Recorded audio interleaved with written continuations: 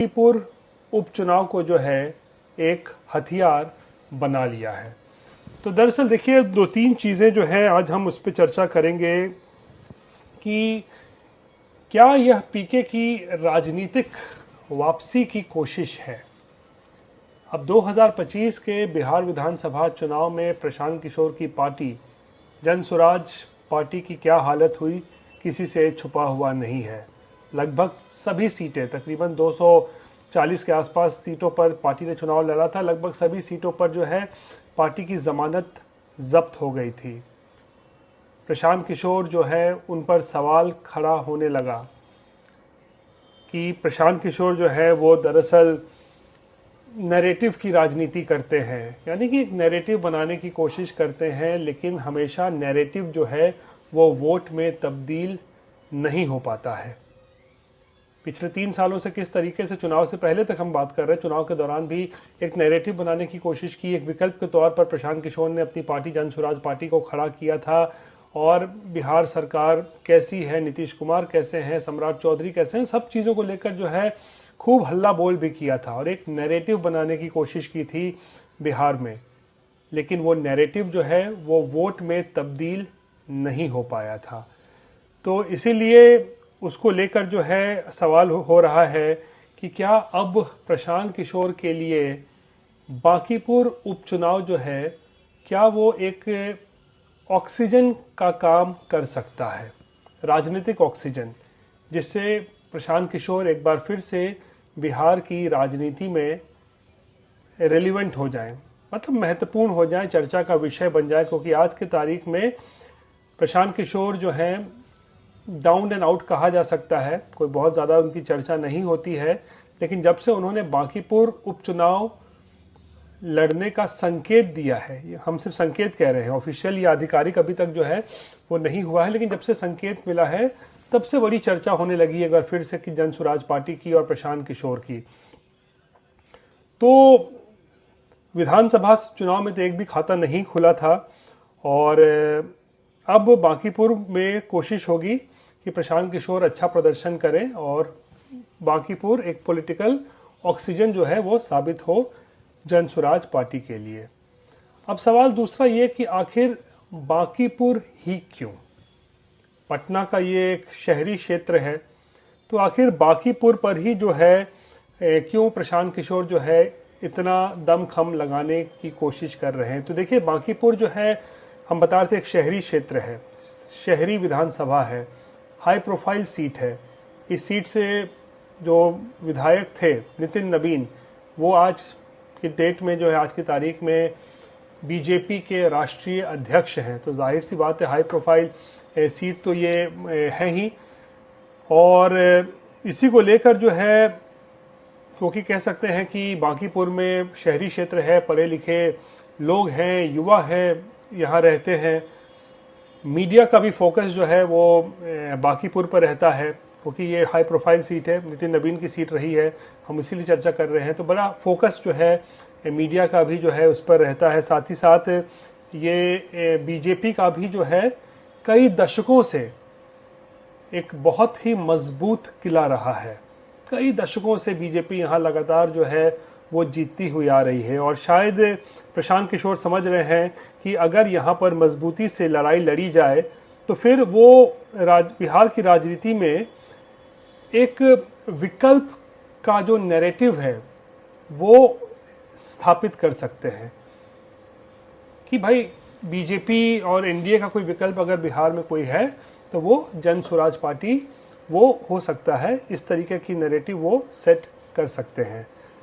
अब सवाल ये भी है कि क्या प्रशांत किशोर धीरे धीरे अपनी रणनीति को बदल रहे हैं?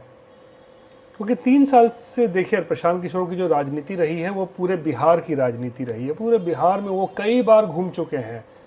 ऐसा करने वाले मुझे लगता है कोई शायद ही कोई नेता हो जो बिहार का दौरा इतनी बार जो है जिसने कर लिया हो।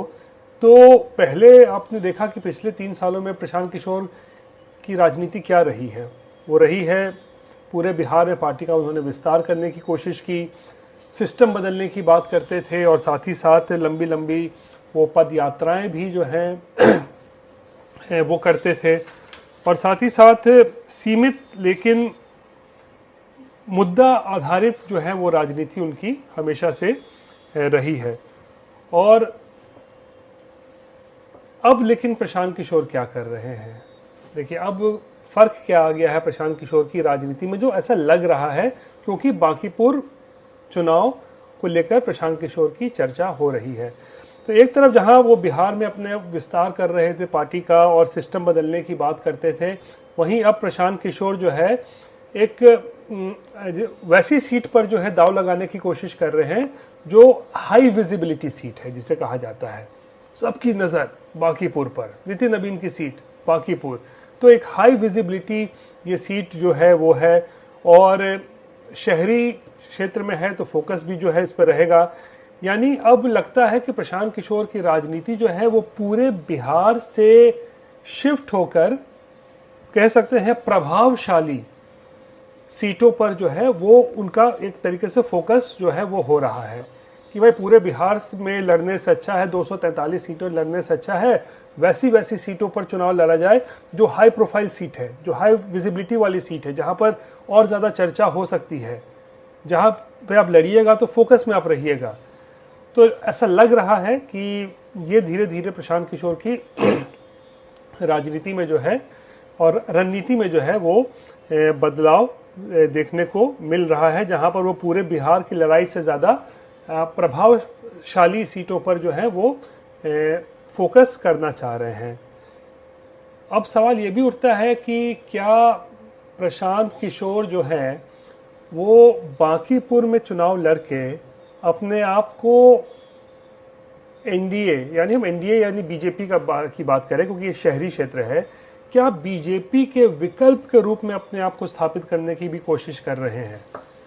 तो देखिए हम ये इसलिए कह रहे हैं क्योंकि देखिए शहरी क्षेत्र है बांकीपुर, आरजेडी का कोई यहाँ बहुत बड़ा ज़्यादा यहाँ कोई प्रभाव है नहीं, कांग्रेस का भी यहाँ पर कोई ऐसा प्रभाव है नहीं, जेडीयू का भी देखिए इस सीट पर या शहरी क्षेत्र में बिहार के मतलब पटना के कोई बहुत ज़्यादा जो है वो प्रभाव तो है नहीं। तो ऐसे में क्या प्रशांत किशोर जो हैं बांकीपुर हो या पटना में जो युवा हैं, जो कोचिंग में पढ़ाई करते हैं, जो पढ़ा लिखा तबका है और खासकर मिडिल क्लास लोग हैं, क्या बांकीपुर चुनाव लड़के प्रशांत किशोर युवा मिडिल क्लास पढ़े लिखे लोग और जो कह सकते हैं इनको जो है अपने साथ करने की, साथ लाने की कोशिश कर रहे हैं?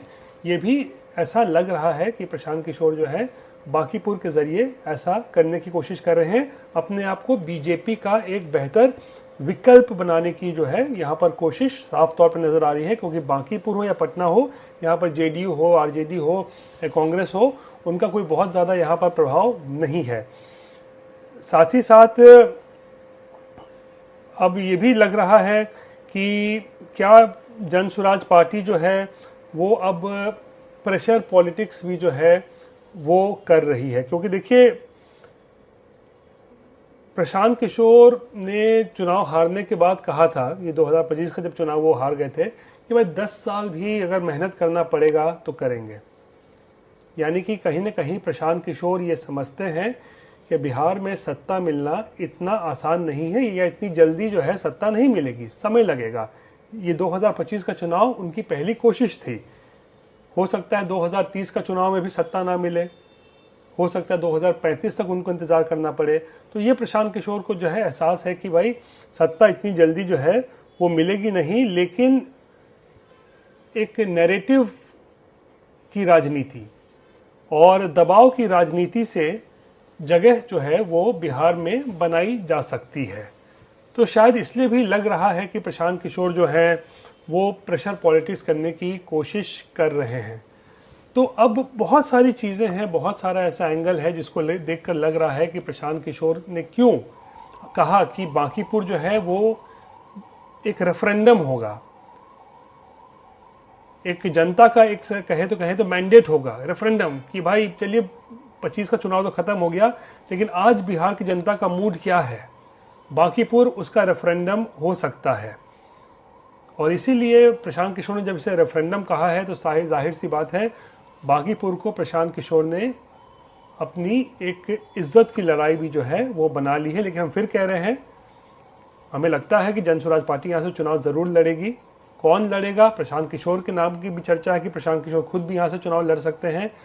लेकिन बांकीपुर के ज़रिए प्रशांत किशोर और उनकी पार्टी जो है उस राजनीतिक ऑक्सीजन की तलाश कर रही है जिसके ज़रिए वो बिहार की राजनीति में एक बार फिर से प्रासंगिक बन सके।